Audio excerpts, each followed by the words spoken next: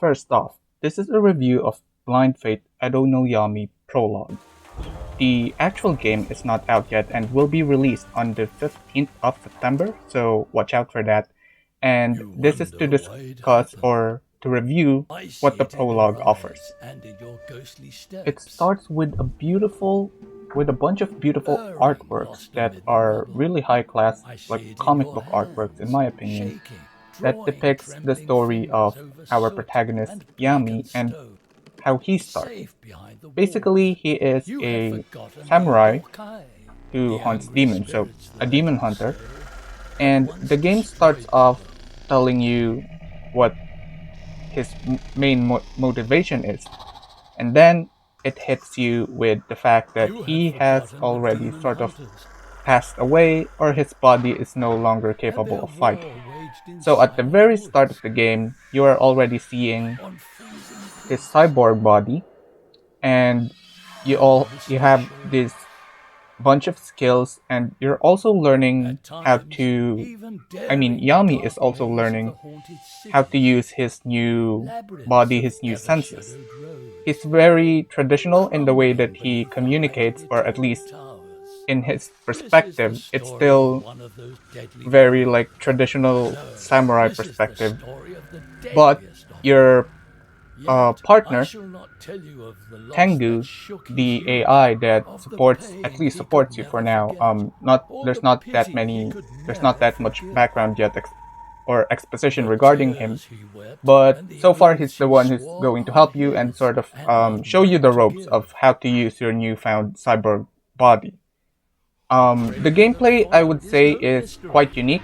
First of all, this is not like Cyberpunk or Ghost of Tsushima.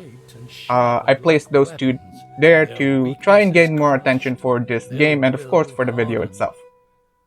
Yami is a samurai, much like Jin from Ghost of Tsushima, and why I also play Cyberpunk there is because a lot of these most of the enemies that I've seen, actually all of the enemies that I've seen, all the living creatures are cyborgs. So yeah, we're at that cyberpunk age. The stage available in the prologue is a mixture of both a city with a lot of neon lights, so very cyberpunkish in the aesthetic, but there's also parts of it with lots of foliage, lots of grass and trees. So yeah, it's a mixture of both, and it's a very interesting style, in my opinion. So of course, from what you can see on the screen, this is a side-scroller hack and slash game, but it's very unique in my opinion. It has some quite unique mechanics that are actually very fun that you will see later on, such as the way that you do finishers, if you attack someone in a certain pattern, or if you manage to stun them.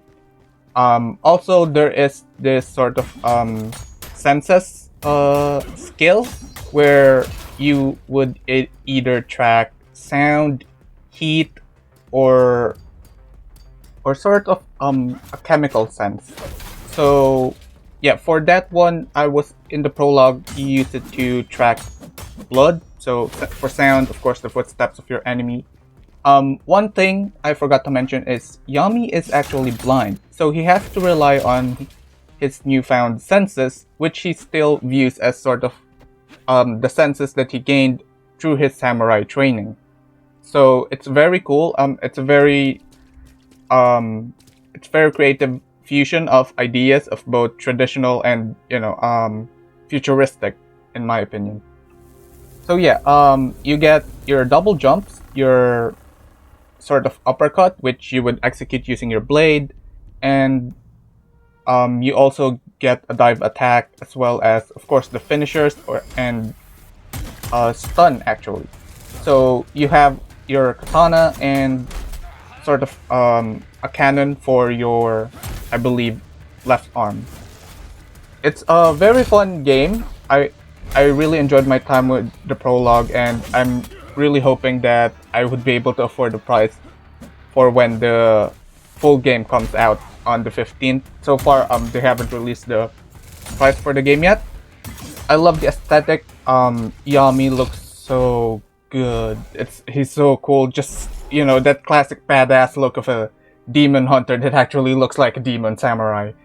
Um, yeah, it's really cool. I believe there were at least like 2 boss fights in the game. I'm not sure if those are boss fights or just mini bosses, but they are quite challenging, and you really have to use your full arsenal, whatever movement is available to you, in order to beat them. So yeah, you have your double jump and dash. However, there's a part of the story where you actually lose this. So because the story starts with Yami not actually, he hasn't mastered yet how to use his new body. It's more of like he just got transferred to his cybernetic body from his human body. So yeah, there's a learning curve. They do give you a taste of what it's like to have all his skills, quotation marks in the word all, because when I did the training, there's a training, you can go to the training grounds in the prologue. There are sections that you can't train for yet. So yeah, I do believe there are moves or skills that you will learn as you progress through the game in the final game when it releases. So yeah, it's really fun. It relies a lot on timing as well. So you have to pay attention to how your enemy attacks, what things you can block, what things you need to dodge. So basically, anything with a red diamond that would pop, use it when one of your enemies actually attack. That's indefensible. You can't defend that. You have to either dash or dodge roll. So the dodge roll is something that you gain when you lose your dash, because it's part of the story. So you have to time a lot of your attacks, and you can't really just go crazy on the enemies. You have to be a bit more tactical, which I actually like.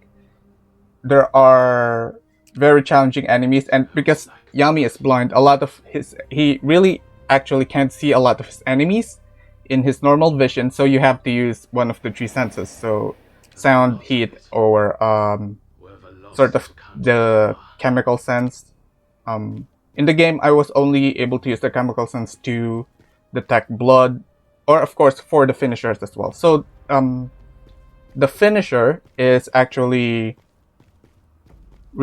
a really cool concept. You have to sort of attack your opponent multiple times successfully. There's a bar that's sort of a counter that either goes down when you don't attack or resets when you get hit. So it really requires you to be both aggressive in your playstyle and to be able to actually, dodge the attacks of your enemies or defend successfully. Once you unlock a certain sense, once you fill the bar for that, once you fill the meter of your enemy, it will show what sense you need to use to finish that enemy off. Now, if you get attacked, it can get cancelled, so you really have to be up your toes. You have to be on your toes, while attacking and when you're trying to execute the finisher. So, or execution move. It's not always like a one-off, like if you execute the finisher, that's it, you're done with the enemy. Some enemies will survive it, so I also think that's cool. It adds to the challenge of the game. But yeah, it's not really difficult, but I can see it getting a lot more challenging. So far in the prologue, you have at least we're given manageable size of enemies. Not really too much, not really too little, just in the middle, just right. Of course, I do expect there to be more enemies down the road, or harder enemies to learn. There's a huge learning curve for the game, I believe, especially when you get to unlock more of the abilities that are not yet shown in the prologue, because because you can execute this properly, like I did, like normal attacks and then an uppercut using the blade, and then I jump, attack the enemy in mid-air, and then dive bombed with sort of an AoE attack that also affects the enemies on the ground. And I think that's really cool. I like the playstyle. Um, it's not really like sort of super fast paced gameplay, but it's fluid in what it does and what it wants you to do. Like sort of also stagger your enemies, just give you all sorts of tools to have fun with the game and your enemies without making you too overpowered that there will no longer be a challenge, that it will get boring. So I think it's a perfectly balanced game, and I think a lot of people will enjoy this. So yeah, I do recommend everyone to try the prologue at least, or if you're convinced with my review of this game, then yeah, I hope you check out the full game by the 15th of September. It's really cool, and I think we should support more indie games that actually try something a bit more new. Some things I forgot to mention, sorry. For the finisher, when you unlock what sense you need to use to sort of use the finisher on your enemy, there's sort of this light ray in which you would need to match with sort of like your own light ray from your blade. Like it's like turning your blade on where to cut the enemy. So yeah, there's I think a bit of a 5-second window to do it, and I think that's really cool. So you're not really overpowered, you're not just killing everything inside right away. So yeah, I think that's a fun mechanic. Also, for your senses, you would be using this a lot. You do need to pay attention, like in gathering some items, you would be using different senses. Like you would need to use your sound senses when you hear something like going, like there's something blinking that you can hear. Use your sound sense, and then you can see where the echo is coming from, and then pick that item up. So yeah, that's a very cool infusion that you also get to use your senses outside of combat. You need to use it to traverse the areas that you go through. So one more thing that Yami uses this on is, you will see this in the video. He uses his sound sense to like activate a special. I'm not really sure what it's called, but it's like a data specific to that area. Since Tengu the AI, he doesn't really have a complete data of what the city looks like.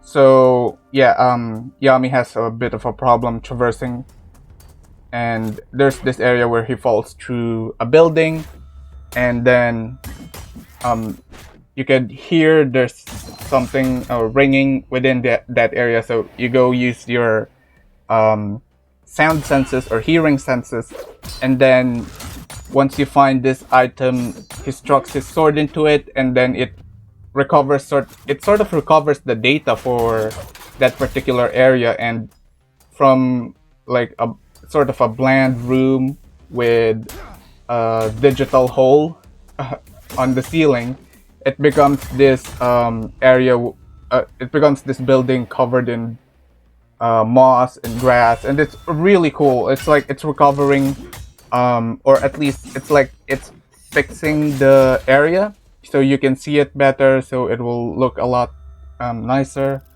I think that's really cool, and I hope there are more things like that. I hope we get to use our senses more outside of combat as well. And at the end of the game, which I didn't include here, they also showed some other characters that you can use. I didn't include here because I wasn't able to capture it very well. I was really pushing my system here. I'm on a 1060, and then I tried it on ultra, and yeah, don't do that. So yeah, I think we would be able to play other characters in the game. I hope they're not bosses, the ones that I saw, or maybe they are, and then you can play them afterwards. That would be pretty cool. But yeah, that's just a speculation for now, and yeah, that's pretty much it. I really like this game. I highly recommend you try the prologue and wishlist the full game that will be releasing on the 15th.